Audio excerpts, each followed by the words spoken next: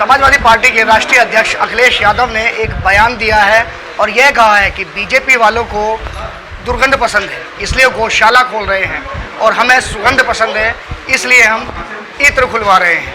तो हमारे साथ उत्तर प्रदेश सरकार के कैबिनेट मिनिस्टर हैं सुनील शर्मा जी, बात करते हैं। सुनील जी, एक बयान दिया अखिलेश यादव और उन्होंने कहा कि बीजेपी वालों को दुर्गंध पसंद है,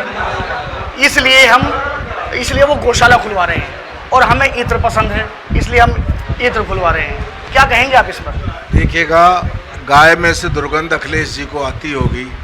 हम तो गाय को माता मान करके पूजते हैं, इसीलिए हम गौशाला खोल रहे हैं। गाय इस मानव जाति की संरक्षक है, उसके प्रति इस प्रकार के शब्द कहना उन्हें शोभा नहीं देता।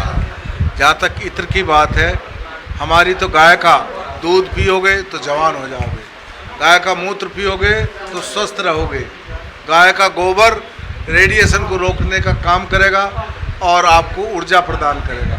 हमारी गौ माता के तो हर चीज़ में से सुगंध आती है, लेकिन उनका जो इत्र है ना, उसकी बदबू पूरा देश देख चुका है। जब दीवारों में से, छत में से नोट निकल रहे थे और कई दिन तक मशीनों ने नोट गिने थे, तो वहाँ इत्र की खुशबू नहीं है और नोटों की खुशबू आ रही है उनको। उद्देश्य क्या है, वजह क्या है, आखिर उन्होंने ऐसा क्यों कहा? कहा जाता है कि जिस समाज से वो आते हैं, यदुवंश से, वहाँ गाय बहुत पाली जाती है, उनकी पूजा करते हैं। तो क्या लगता है कि आपको उन्होंने इस तरह का बयान आखिर दिया क्यों? वो यदुवंश से आते हैं, ये बात ठीक है, लेकिन उनको हिंदुओं से नफरत है, हिंदुओं की आस्थाओं से नफरत है।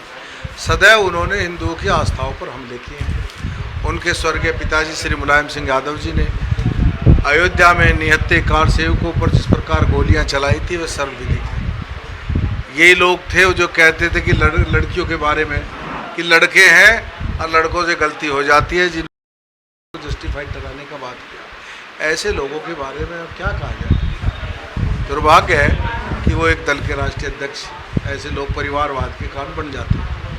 अच्छा, उन्हीं की पार्टी के राज्यसभा सांसद हैं रामजीलाल सुमन, उन्होंने भी राज्यसभा में एक ऐसा बयान दे दिया जिसके बाद अलग अलग समाज के लोगों में उबाल है। उन्होंने कहा है कि जो राणा सांगा थे वो बाबर को लेकर आए थे, गद्दार हैं। बीजेपी वाले कहते हैं, मतलब बीजेपी पर उन्होंने निशाना साधा। राणा सांगा इस देश के आन बान शान महान योद्धा, महावीर, भारत माता के सपूत, जिन्होंने देश के लिए, रक्षा के लिए शरीर पर 81 घाव होने के बावजूद, हाथ कट जाने, पैर कट जाने के बावजूद भी युद्ध भूमि में डटे रहे और बाबर को पीछे हटने के लिए विवश किया था और धोखे से उनको जहर दे करके मार दिया गया। ऐसे महान सपूत को गद्दार कहने वाला व्यक्ति पागल है, उसका स्थान पागल खाने में। अच्छा, देखा गया है कि कल की एक घटना है, करनी सेना है, उसके जो लोग हैं वो रामजीलाल के घर तक चले गए और वहाँ पर जाकर उन्होंने प्रदर्शन किया, तोड़ फोड़ की। प्रदर्शन करना अधिकार है, किसी की आस्थाओं को चोट पहुँचाने का किसी को अधिकार नहीं है। करोड़ों करोड़ों लोगों की आस्था राणा सांगा में है, अगर उनकी आस्थाओं को चोट पहुँचाएंगे तो लोग अपनी बात को कहेंगे, लेकिन ये कहूँगा कि सबको कानून के दायरे में रह करके धरना प्रदर्शन करना चाहिए। उत्तर प्रदेश के कैबिनेट मिनिस्टर थे सुनील शर्मा, जिनका साफ तौर पे ये कहना है कि राणा सांगा देश के सच्चे वीर योद्धा थे, उनके बारे में इस तरह के शब्द कोई पागल ही कह सकता है, ये उनका साफ तौर पे कहना है। गाजियाबाद से न्यूज़ 24 के लिए मैं शक्ति।